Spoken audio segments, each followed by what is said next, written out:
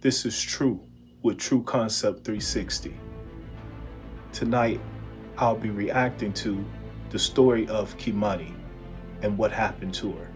Let's jump right into it.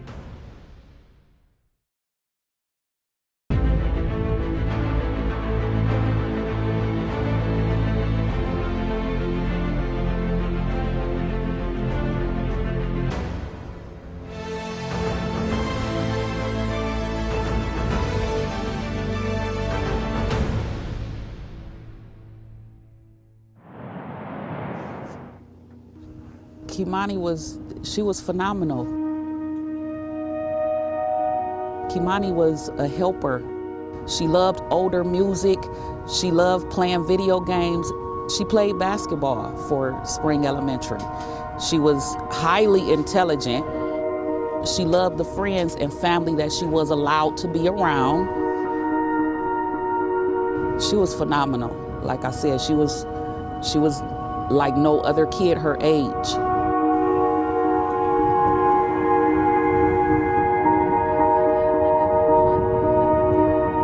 This case is one of the most horrific cases I ever heard. This is a 14-year-old that was murdered, raped, had her hands cut off, and her throat almost cut off. What? I just wish that when I was down here last, that I had just taken her to Indianapolis with me, so this would have never happened. Huh?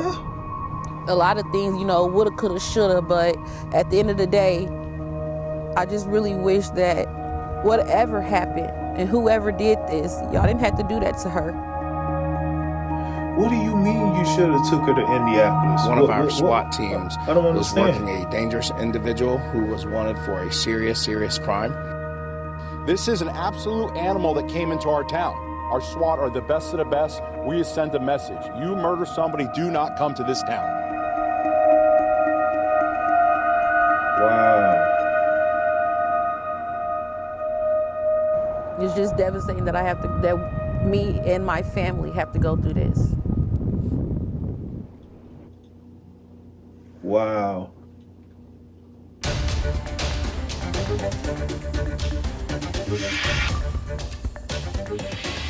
We are tracking new developments in a disturbing story. A 13-year-old girl reportedly killed by her father. Her body left inside an abandoned home in East Toledo. Along with Kaylee, Mary, and Ted, I am Jeff Smith. It is a situation that continues to evolve. Toledo police issuing an alert that Kei'Mani Latigue was missing 1 week ago. 6 days later, TPD finds her body, and now new information on how Kei'Mani died and where the man who police say killed her is right now. Here's what we've learned in the last few hours. Police say a SWAT team found Kei'Mani's dad, Darnell Jones, in Columbus. There was reportedly an altercation and officers shot Jones. Officials say they recovered a gun and Jones is expected to survive. The Lucas County Coroner's Office also releasing Kei'Mani's cause of death. An autopsy showed that she died from multiple wounds to the neck, and the coroner ruled her death a homicide. Late this afternoon, Kei'Mani's grandmother spoke exclusively with WTOL 11. We have that full interview in just a moment. Here's how the story has unfolded over the last week. Toledo police posted the alert that Kei'Mani was missing on Tuesday, March 18th. It was just after 4 p.m. She was last seen reported at her grandmother's home on Elm Street, that's in North Toledo. The next day, WTOL 11 spoke with the teen's grandmother, Dorothy Latigue. She's also Kei'Mani's legal guardian. She said she came home from work Tuesday morning, found Kei'Mani was missing. She called her school before making a report to Toledo police. By Friday, family, friends, and even strangers came out to North Toledo to search for Kei'Mani. Her mother, Tiara Caston, was there from Cleveland. Kei'Mani's dad, Darnell Jones, would be charged with abduction on Sunday, March 23rd. Court documents showed he was the last person with her before she went missing. And then on Monday, March 24th, police found a body inside a home on Miami Street in East Toledo. The Lucas County Coroner's Office would later identify the remains as those of the 13-year-old Kei'Mani Latigue. Her time of death posted at 12:19 p.m. We have team coverage tracking all of the angles and developments in this investigation, from an exclusive interview with Kei'Mani's grandmother to her school, her life, and her death. Plus, Andre Norrell spoke with members of Toledo City Council about what they plan to do next. And Steve Iwanek is with family and community members gathered to make sure Kei'Mani's memory lives on. We start first with the new information out of Columbus. Police there say officers from a SWAT team shot Kei'Mani's dad, Darnell Jones, just before noon. A spokesperson for the Columbus Police Department did not identify Jones initially, but has since named him as the suspect that officers encountered Tuesday morning. One of our She was SWAT the last teams person that they was seen working him with with. a dangerous individual who was wanted for a serious crime. She was the last person SWAT that they was seen given him information that with. this gentleman was in this particular area. He was the last person. When SWAT arrived, they did make contact with the suspect in question that they were looking for, confirming the identity of, in fact, that suspect being the person that they were watching. At some point during the interaction with SWAT officers, I can confirm that an officer did discharge their firearm, striking the suspect. The suspect was transported to a local hospital. That suspect is currently in stable condition.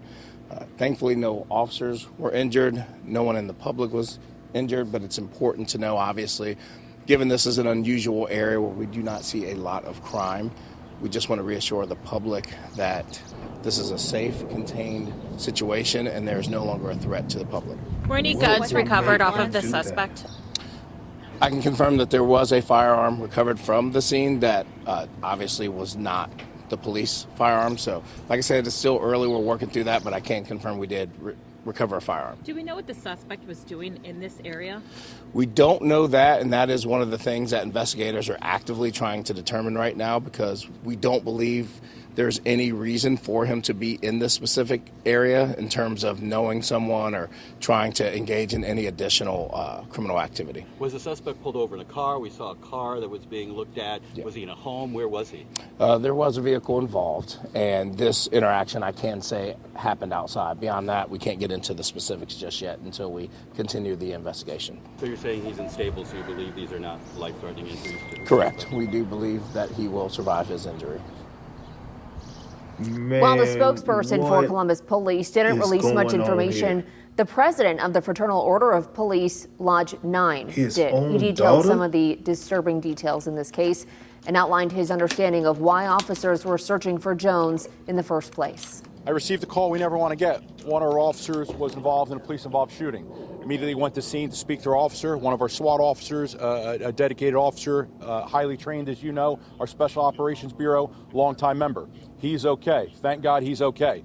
When I heard about this case, this was an individual wanted for homicide out of Toledo. I called my union counterpart in Toledo. I said, hey, good news, we have your guy. Your guy committed a murder, chose to fled to our town. I'll tell you right now, the wrong town to come to if you murder somebody. Our SWAT team will go out looking for you.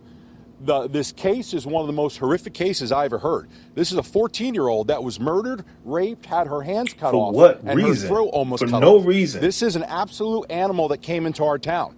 I understand some of your editors won't let you print the word animal or view the word animal. If people are more offended to how I'm describing him, how he treated that girl, that's on them, not on me. Again, I'm glad our officers are okay. Our SWAT are the best of the best. We just send a message. You murder somebody, do not come to this town. Do you know anything about what led up to the shooting? I know they were looking for him. I worked the street yesterday, and there was a bolo put out yesterday about this, so it was on everybody's mind. The officers are circulating area, patrol detectives, they're looking for this individual. This is what SWAT does. SWAT goes out there. Some of them have uniforms, some are in plain clothes, in plain cars. It's my understanding that they had a location on this suspect vehicle, and they did what they do. They circulated the area, they saturated the area of the Short North, and one of the SWAT officers did find them. There was a confrontation. The individual had a gun. You pull a gun on his officers. We've said many times, this is the outcome you could expect. The officers shot him. It's my understanding he is in a local hospital right now. Did he fire back? I do not know if he fired back. I just know a gun was recovered from the scene. Brian, can you talk about, you mentioned how obviously how dangerous They tried to take him out. how They really couldn't. are that none of your They ain't hit him in the right any spot. of the nearby neighbors 100%. were injured, given what it could have been. It's my understanding this individual might have been walking around the Short North area all night. You got not just a murderer, a violent murderer, a sadistic murderer in our neighborhoods is appalling. Again, thankful for the men and women of the Division of Police, our members, for going out there every day, finding these individuals and removing them from our street. I'm so glad nobody else was hurt. Hours after police found Kei'Mani's body in that abandoned East Toledo home, videos posted to social media Monday appeared to show officers taking her grandmother, Dorothy Latigue, away in handcuffs. Police have since said that she was not arrested, and Dorothy talked exclusively with WTOL 11 Silver Barker about Kei'Mani and what she says really happened between her and TPD. My first question for you, yesterday, lots of things was going on. We want to know specifically at your home, there was a lot of speculation online that you were being arrested, but when we checked with police, that was not the case. So can you further clarify on exactly what did happen yesterday at your home? Well, I was called and told that there was a mob of people in front of my house. They were angry. It was more or less the people that were here earlier waiting to see if it was Kei'Mani that was in the home.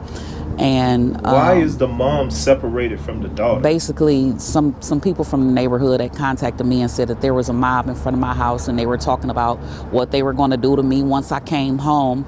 So the police, the detective, said that she would have a unit come out and help me get my things and more or less escort me off the property.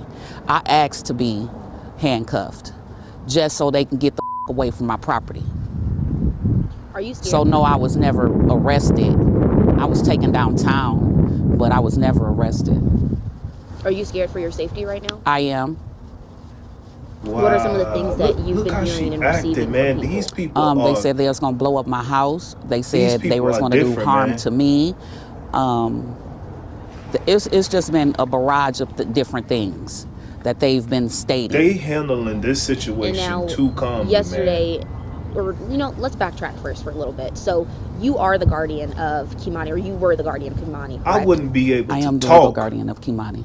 Okay, so I wouldn't in be able terms to of talk. taking care of her, when was Kei'Mani placed under your care? A year ago. So you take care of her? She's been in my home for the past 5.5 years, but I just obtained legal custody of her a year ago. Were you and Kei'Mani close? We were. What were some of the things, trying to think of her and paint a memory of her in a good light, right now with everything that's going on, what was Kei'Mani like? Tell me a little bit about how Kei'Mani was in the time that you've got. I see why people are all over this story. She was phenomenal. Kei'Mani was a helper. Like, she was older than what she appeared to be. Like, you know how they say somebody has an old soul? I know this guy has some red flags. She loved older music. She loved playing video games. She loved the friends and family that she was allowed to be around. To go. She played basketball for Spring Elementary.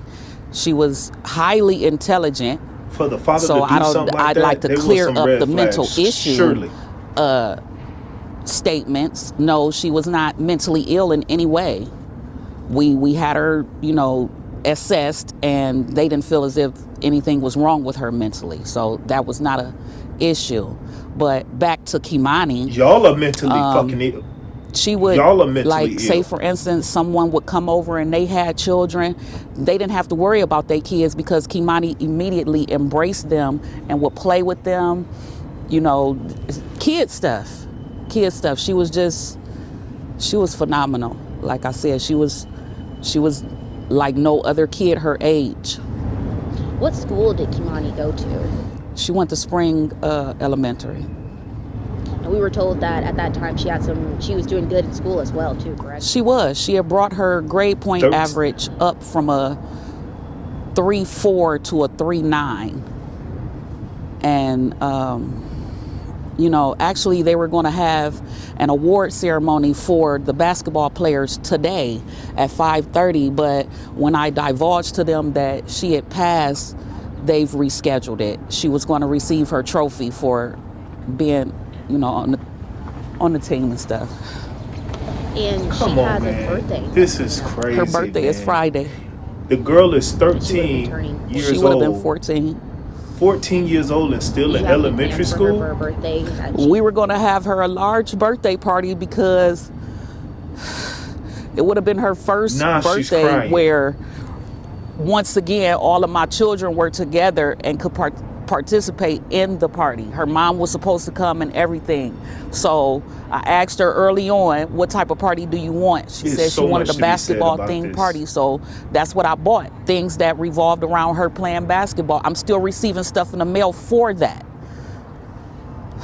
So there's been some confusion now in terms of when it comes to family, you know, who's her biological father, This who lady is her need to biological stop. mother, and then also was she in the foster care system? Can you clear up a little bit of all of that? You know, when Kei'Mani was placed in your care, This lady needs to stop. When is the LCCS? Who exactly did she come from, and how did she? She came from her other legal guardian. I choose not to state her name, but she came from her other legal guardian because the other legal guardian and I were best friends. The other legal guardian is my daughter, Kei'Mani's mom, godmother. And we had already discussed early on, because she's been with this person since she was 9 months old. My daughter has never really had custody of Kei'Mani. Why? So she's been with this person since she was 9 months old until, like I said, maybe 5.5 years ago. Now, off and on, this person, we would interact and, you know, do different things with her, for her, or I would contact her and tell her, well, I need this, or Kei'Mani would like that. And she would come by and oblige, and we would commence. And she trying to use big words. It's just too much. Earlier you mentioned, when you were talking about what Kei'Mani was like, you know, you had mentioned that when family members did come over, who were allowed around her. Can you expand on that? Is there family members that weren't allowed around her? No, it's just not very many that came around, and those that did, you know, she acted, as far as I'm concerned, she acted accordingly. She embraced all children, bad or good. Okay, next question. What? So now we do know that Darnell, you know, people are looking for Darnell Yes, Jones right now. something is wrong with this family, man. There's an Starting with the arrest grandmother. warrant out for him. Do you have any idea of his whereabouts? Starting with the grandmother. I wonder if the grandmother raised her to my daughter. knowledge, he was just arrested in Columbus. He just recently had a shootout with the police in Columbus. They're saying that he confessed to her murder, and no, I take that back. They're saying that he confessed to her rape and slitting her throat. How does it feel to learn that?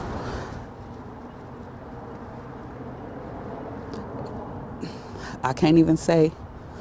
How did he get her, ma'am? You know, how did he get her? Mentions, if you had Kei'Mani custody was of her, last seen with Darnell. You know, do you have any regrets? Ain't no of tears letting coming out Kei'Mani your go eyes. With, as you're her guardian, do you have any regrets of letting Kei'Mani go with Darnell?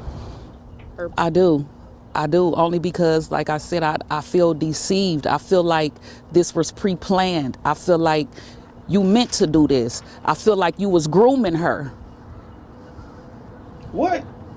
When you say grooming her, is there things that What do you you saw mean? before this? Leading No, up? I never saw anything out the ordinary. But when molesters decide to choose prey, they groom you first. So they give you gifts. They try and make you comfortable with them. They try and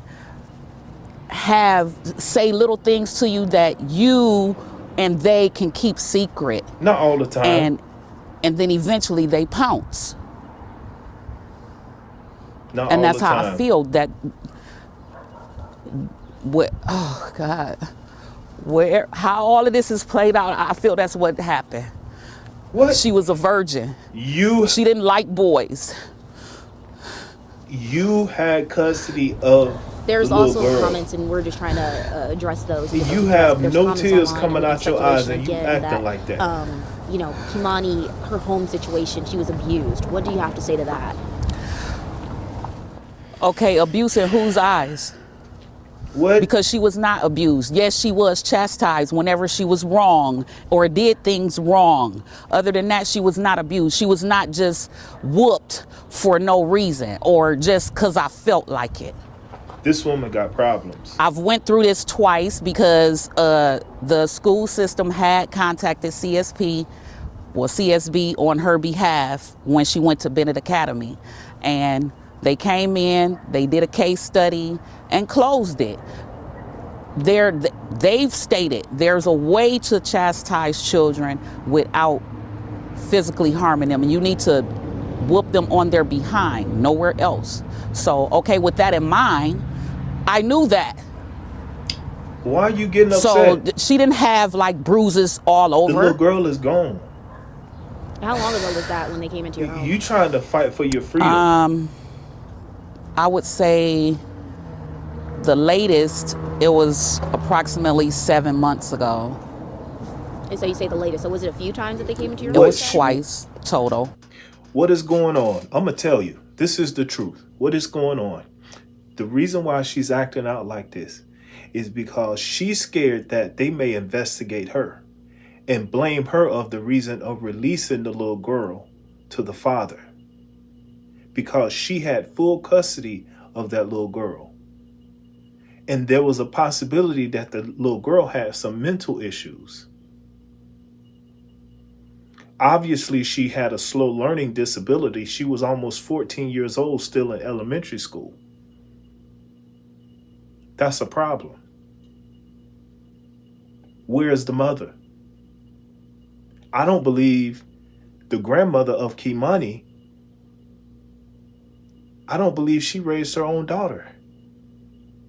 I believe she had problems with her own daughter. And this is the truth. Now let's get back to this. So twice total that they came into your home and checked, okay. And it was all for like you mentioned, what you just said earlier, Yes. explaining? Okay. Yes. Okay. Now, in terms of, this whole situation, so you were not arrested, correct? And that's Correct. what, a lot of people seem to think as they saw you going out in custody. That's what you asked for, correct? Yes. That was our Silver Barker there. Kei'Mani's family came out of town to search for her. Now they say they're planning a funeral instead. Silver Barker spoke with Kei'Mani's aunt about the relationship and the things she says she regrets. I'm Dorothy's second oldest daughter. I'm Kei'Mani's aunt. My name is Sanika. I live in Indianapolis. All this that is going on is it's devastating. You wouldn't think that, you see it happen around the world, but when it hits close to your heart, you really just be thinking like, did I do something wrong? Did I fail her? She didn't have the life to live that we have got to grow and live. She was only 13. So to know that somebody that I trusted, which was her father, to come through and deceive us just to get to Kei'Mani in some sexual way or a harmful way, that hurts me to the fullest. At the point I feel like I failed her. Me as being her aunt, a person that she could run to and tell anything and everything to. That was my girl, that was my baby. And to hear all of this, to know all of this, and to be going through all this, she's not being honest for as long as that it went on. She's not being honest at all. It's very devastating. I see so many people that are supposed to be my family they all that's got going issues against my mom and me for that instance, and saying like, oh, she failed her, she had something to do with it, she had this and that. It doesn't matter at this point. For right now, and until we get justice for Kei'Mani, it's all about Kei'Mani. What I would like to say is there's a lot of people on the internet starting GoFundMes, and that's not what we need right now, because it's not what Kei'Mani needs. The funeral home has objected to say that they're going to come and pay for everything, so there's no need for any GoFundMe pages, any of that. Everything is being taken care of that needs to be taken care of by her family, her immediate family. Does it upset Why you they're that so there are GoFundMes? defensive? Some of them, I think, in cases might be scams too as well. That are going on. What upsets me is that people are starting these GoFundMe pages and putting Kei'Mani name underneath it, and they know that it's going to get viewed, and people have sympathy and feel some type of way about that. And some of them can be scams, but I know some of them have come from family members. When just let the immediate family handle that. Like, what y'all gonna do with the money if y'all not turning it into the funeral home? There's no need. Let us handle it. Y'all just sit back and give us the emotional support that we need. That's what we Listen, need right now. As a family, as a community, we should y'all all come messed up together and as a just give each other family. the emotional support that we honestly need. And that's just what I asked for everybody to, you know. Listen, they being so defensive.